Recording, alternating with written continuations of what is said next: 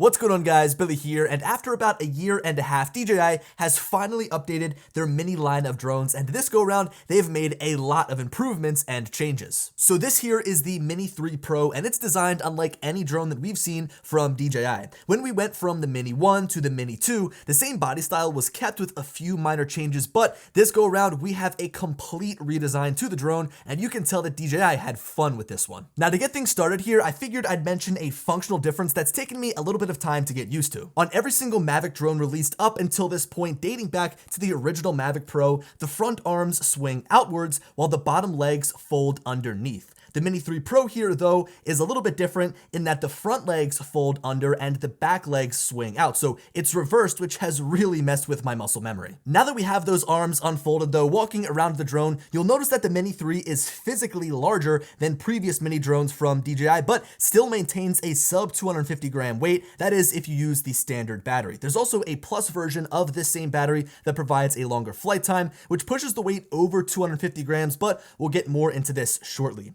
To continue our walk around of the drone, the battery slides into the back of the drone, where there's also a USB-C port for charging and transferring files, as well as a micro SD card slot. This is all very reminiscent of older Mini drones, as they had the same setup here in the rear. Now, instead of being placed underneath, the power button has been relocated to the top side of the drone, which makes it easy to get to when sitting on the ground. There's also a set of 4 LEDs that display the remaining battery up here on top. Now, newly introduced this year to DJI's Mini series of drones is obstacle avoidance, and they definitely didn't skimp out by just adding smaller infrared sensors that would save weight but also be less effective. No, instead they have 6 total vision sensors, with 2 facing forwards, 2 facing downwards, and 2 facing backwards, although these back sensors are actually located on the front of the drone. This is another sign to me that DJI had a lot of fun designing this drone to be functional but also different. This sensor setup kind of reminds me of the Air 2S, with these 2 funky upwards yet forwards facing obstacle avoidance sensors, but taking a look at the Mini 3 and these kind of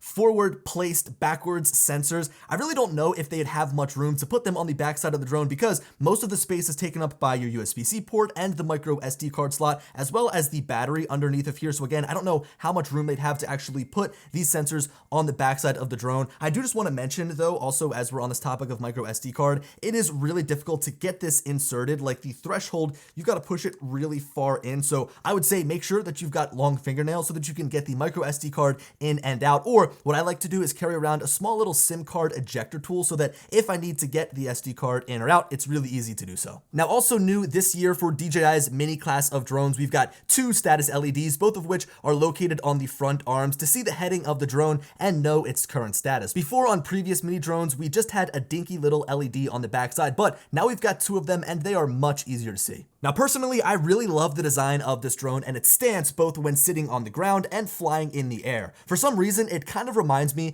of like a frog, with this larger front section and, of course, those sensors looking like the eyes. Now, looking on the front here, we have this interesting looking camera with a gimbal design that at first looks really complex. That's because with the push of a button, the entire camera can rotate vertically to capture full resolution portrait photos and videos, which is something that we haven't seen on a DJI drone since the original Mavic Pro, released 6 years ago in late 2016. Now, this of course is still a 3-axis mechanical gimbal, so your footage will be super smooth as you fly. Right within the app, you can switch between horizontal and vertical shooting by using the rotate button that's just above the zoom toggle next to the record button. It's over there on the right side of the screen. Now, I want to highlight this drone's design around the gimbal itself, because DJI paid really close attention to make sure that you're able to get a full range of motion when pitching the camera up and down. Something that I've complained about with previous DJI drones is that the camera is positioned too far underneath of the actual front portion of the body. So as the drone is flying forwards and pitching forwards, it begins to get in the way of the camera, and when that happens, the software knows and it pitches the gimbal downwards. So like with the Mavic 2 Pro here, when flying in sport mode at top speed, you couldn't keep the gimbal level with the horizon, and it ruined a lot of shots. The Mavic 2 Pro was by far the worst with this issue, but could you imagine now, instead of shooting a widescreen 16:9 video, if you're shooting a vertical 16:9 video, and if you had that similar design, you would continue to get the body of the drone in the frame all of the time. Now, luckily, DJI has given us plenty of room to pitch the camera upwards with the new design of the Mini 3 Pro here. So no matter if you're shooting horizontal or vertical video, the camera will never shoot downwards. You can even do some cool camera maneuvers, as the max upwards pitch angle that the DJI Fly app will allow you to go to is 60 degrees when shooting in both portrait and horizontal. Now, on this topic of gimbal design, I want to move on from the design of the drone itself and into the camera on the Mini 3 Pro, which is very similar to the Mavic Air 2's camera. In fact, these drones are so much alike that the Mini 3 Pro is almost like a Mavic Air 2, just shrunk down to be under 249 grams. Anyway, this camera is a complete upgrade from the Mini 2's camera with spec bumps across the board. It has a larger sensor with a f1.7 aperture. It utilizes a quad Bayer sensor, so you can capture high resolution 48 megapixel photos. You can shoot 4K video at 60 frames per second and 1080p video at 120 frames per second with a max bitrate of 150 megabits per second. So the video that it captures is high quality and retains a lot of information for more flexibility when editing in post. You even have the ability to shoot video in the D-Cine-like color profile for a flatter looking image, resulting in greater dynamic range. The capabilities of the Mini 3 Pro's camera take it from being just another entry-level beginner drone to something that begins punching above its weight class. When we look at previous Mini drones, they always had cameras that, yeah, captured great photos and videos, but they were always just average. Like, they were always just good enough. But now that we look at the Mini 3 Pro's camera, it is above average, and I guess that's why they decided to put the name Pro on the end. Now, of course, the specs are a great way to establish what this camera can do, but there's no better way to gauge what a camera can actually do than by actually using it. Let's first start off here with the photos. So I primarily have been shooting in the 48 megapixel shooting mode, which has been difficult because I typically am a bracket shooter. I capture a 5-shot bracket and allow the drone to automatically adjust the exposure. When I get home, I then go through my photos, I delete the exposures that I don't need, and then edit the shot that is properly exposed. So the drone does all of the heavy lifting for me while I'm flying around. I can even keep those darker and brighter exposures to manually blend the photos in Photoshop for greater dynamic range. When taking these 48 megapixel photos though, you can only capture single shots, so I have been really having to monitor my exposure more while flying. Now, these images are really crisp. I mean, we have an image that is 8,064 pixels by 6,048 pixels, so you can really crop in if you have to. I'm always a proponent of shooting in the highest resolution that you can from the air, as you're typically further away from your subject, so having these 48 megapixel images is really nice. They even edit well, as you'd imagine, with plenty of room to push the colors around, and you have a lot of dynamic range to pull from the raw files. I get a Mavic Air 2 vibe from the colors, which is not a bad thing at all. That was such a great camera that produced great images for me during my time using it, and now that we have that same camera in a much smaller package is all the more better. Now, just as a quick crash course, the way that the Mini 3 Pro is able to capture 40 megapixel images with such a small sensor is through what's known as a quad Bayer sensor. So it basically takes each pixel, splits it into 4 sections, it then gathers light in those 4 different sections, so therefore we have a 12 megapixel sensor that's multiplied by 4, giving us 48 total megapixels. Now, on the video side of things, I also don't have many bad things to say. The gimbal is rock solid, and the flight performance of the drone itself gives you the ability to capture some great aerial footage. You can capture 4K video up to 60 frames per second, or if you favor frame rate for slow motion footage, you can drop that down to 1080p up to 120 frames per second. I personally don't do a lot of slow motion video, so for me, 4K at 30 frames per second is the sweet spot. Now, for this video, I captured all of my examples in the normal color profile, and I have to say that right out of the camera, the colors look really accurate to what I was actually seeing with my eye in person. This is great for a drone of this caliber because a lot of the people that are going to be buying this actually want to share the video directly to social media or with friends and family without having to do any editing. As I always do with both the photos and videos, I'll leave a link below to download these images so you can view them in their uncompressed form right on your computer. Now remember, the Mini 3 Pro offers a brand new way to shoot aerial photos and videos, and that is with a camera that rotates vertically for portrait images. Let's face it, the adoption of these vertical photos and videos has exploded with apps like Instagram and TikTok, and with most of our consumption being done on smartphones, it just makes sense that you have a drone that can shoot in the proper aspect ratio to match what these apps are displaying in. I've captured vertical photos and videos with other drones like the Mavic 3 in the past, but the way that I did that was by shooting the video and then cropping down in post, which sure, it worked, but it always was difficult to frame my shots without seeing what the vertical frame would actually look like, and I would lose resolution as I cropped in digitally. Now with a camera that can physically rotate, I'm able to properly frame my shots and capture them and edit them in their full resolution without any cropping. This has been great for capturing aerial videos for Instagram Reels, which, by the way, if you don't follow me over on Instagram yet, be sure to do so at Billy Kyle, as I'm going to be posting a lot of content captured with my Mini 3 Pro over there. Now, moving on from there, let's quickly discuss pricing and different packages available for the Mini 3 Pro, because I think that this drone offers more packages than probably any other drone that DJI has released. So for the first time in their GPS drone lineup, DJI is offering the ability to buy just the Mini 3 Pro, so the drone only with no remote controller, and that's because it uses their RC-N1 remote controller that's been sold with every other drone that DJI has released in the past 2 years. This option will sell for $670 and allows those that already own a DJI drone to save some money and just use the remote that they already have. If you don't own one of these remotes already though, and you're looking to start from scratch, then you can choose from the two other options. One that ships with the standard RC-N1 remote for $760, or you can upgrade to the brand new DJI RC for $910, which we'll touch on here in just a few seconds. Now, in terms of the bundle with all of the accessories, this go around, DJI has decided to sell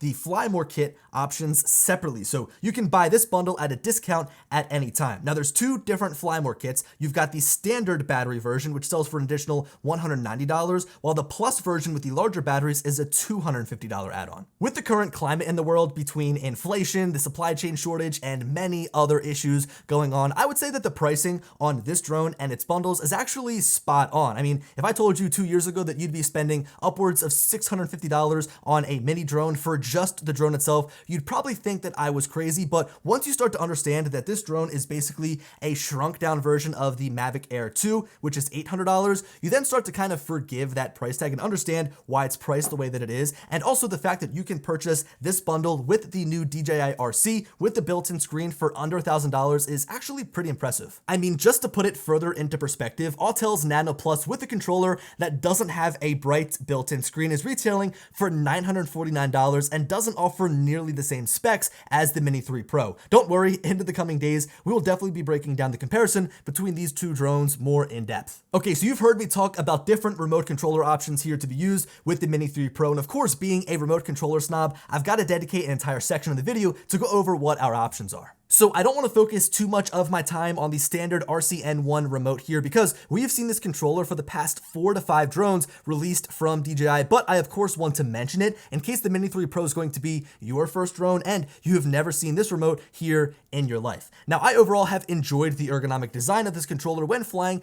a handful of different drones with it. There is plenty of space to rest your palms, all the buttons are easy to reach without adjusting your grip, having the phone holder at the top places the screen above your hands for a comfortable viewing experience, and the sticks are very precise for an overall great flight experience. Now, what I really want to spend most of my time on though is this new DJI RC here, which fits in between the RC-N1 remote that we just looked at and the more premium RC Pro. This gives you most of the benefits that come with using the RC Pro in a smaller, more portable package. The layout is very similar to the RC-N1 remote controller on the front here, with the status LEDs in the center, our flight mode switch flanked by the return to home button and power button, and of course our 2 control sticks. The only buttons that are missing here though are the function button and the shooting mode switch that would bring you between the photo and video shooting mode. This function button isn't entirely lost though, as the new DJI RC has 2 separate custom buttons on the backside of the remote. There's also an added micro SD card slot for viewing and transferring files directly from the RC, and that's towards the bottom just next to the USB-C port. The big upgrade though over the standard remote controller is the built-in screen, which is nice and bright to cut through the sun glare when flying outside. It isn't as bright as the higher end RC Pro with a brightness of 700 nits, but it is still plenty to get the job done. It also alleviates the aggravation of dealing with notifications while flying, and you don't have to worry about keeping your phone charged or draining your phone's battery while flying. And if you're specifically flying with an iPhone, as I've shown in previous videos,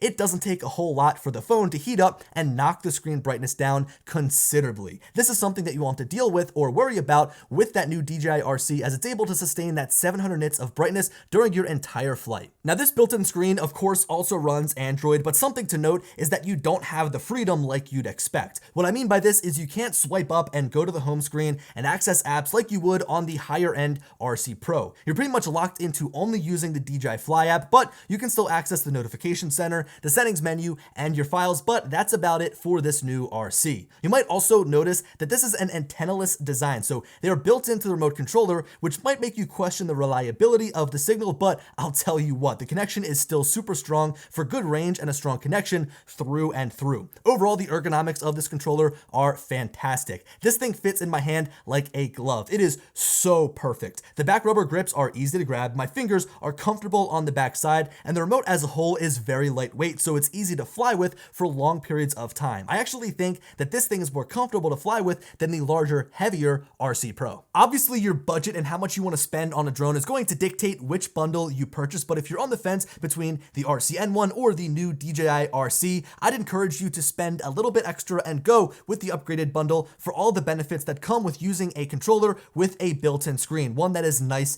and bright. I mean, breaking it down, it's only $240 more than buying just the drone itself, and it's $150 more than the bundle with the standard RC N1. I think that for the cost, it is definitely worth the upgrade. Now, I know it has taken us a considerable amount of time to get to the point in the video where we actually talk about what the Mini 3 Pro is capable of and what it's able to do, but quite frankly, I think that this is the area where we didn't see all that much improvement. I mean, that's not to say that this drone doesn't pack a punch, but I think that the camera, the design, as well as the remote controller are the biggest changes implemented here with the Mini 3 Pro. With that said, it's great to see this drone joining the rest of DJI's drones using O3, which gives you a great connection throughout. There were barely any times while flying this drone that I experienced any breakup in signal or lag, and that's with using two different remote controllers, the RC N1 and the new DJI RC. The advertised range of 7.5 miles is also nice, but the best thing about using O3 is that strong signal when flying at a closer distance. The drone itself is also a little rocket ship with great horizontal and vertical speed. I've touched on this a lot in previous videos, that vertical speed is really important to me because it allows for a fun flying experience and gives you the ability to capture really dynamic shots as you fly upwards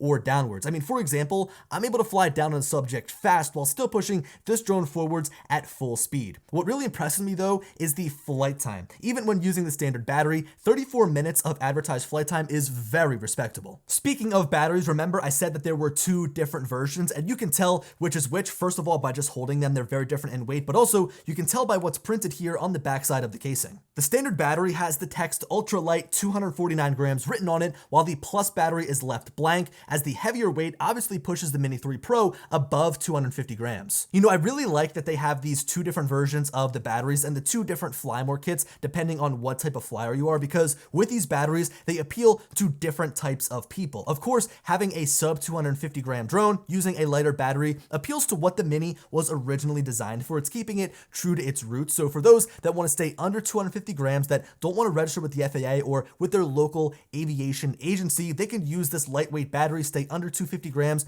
stay under the radar, and just fly for fun. Or if you're somebody that wants to buy this drone and you're a serious aerial photographer, you have your license already, you have your 107 maybe, or you've registered with the FAA, then you don't care about that weight and you want to go ahead and pick up the larger battery for that longer flight time. Now, for those of you that are interested, here are the differences between the internals of each battery. The Plus version is definitely substantially heavier, but that extra flight time allows you to fly for an almost obnoxious amount of time. I mean, 47 minutes of advertised flight time is just crazy. I find myself landing with plenty of battery left because I'm able to get all the shots that I need with time to spare, and this was prevalent when testing this drone against other drones, the Nano Plus and the Mini 2. I mean, I was able to fly a bunch of different locations on the same battery using the Mini 3, whereas I had to continue to switch batteries on those older drones. To give you another crazy example, I was doing an ActiveTrack test flight, and when having this drone follow me from behind, the battery wasn't even fully charged, and it was estimating that I still had 50 minutes of flight time up in the top right corner. I mean,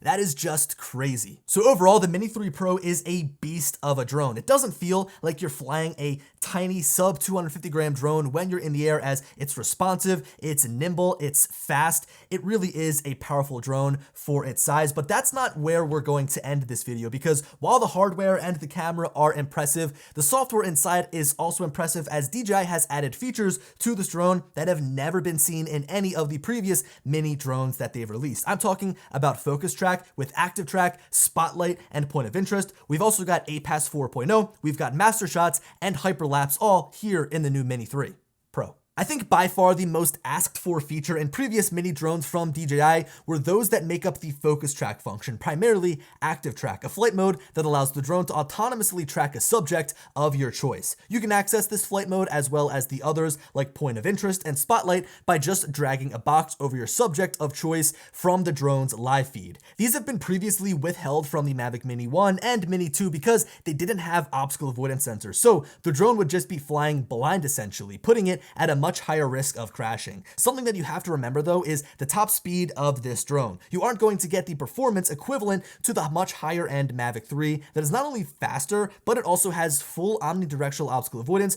around the entire drone. This Mini 3 Pro still gets the job done though for a great tracking experience. I tell you what, I am super excited about ActiveTrack being added here to the mini series of drones finally, not only for my own personal benefit, I mean, I really don't use ActiveTrack all that much, but for you guys, the people that are buying this drone, I know that you're going to enjoy using ActiveTrack, and for that, I'm happy that DJI decided to put it in because I just can't even tell you how many people were asking for ActiveTrack in their mini drone, and now that it's here, I know that it's going to please a lot of people. So from there, I think that we've pretty much wrapped up everything that I want to cover here in my initial review of the Mini 3 Pro. There's a lot to unpack here, of course, as there is with plenty of drones on the market, so I'm going to be uploading a lot of great content over the next couple of weeks, covering different aspects of this drone in depth, so be sure to subscribe and stay tuned here on my channel for new content coming out throughout the course of the next weeks and months. Anyway guys, I hope you enjoyed the video. Let me know your thoughts of the Mini 3 Pro down in the comment section below, and as always, I'll talk to you later.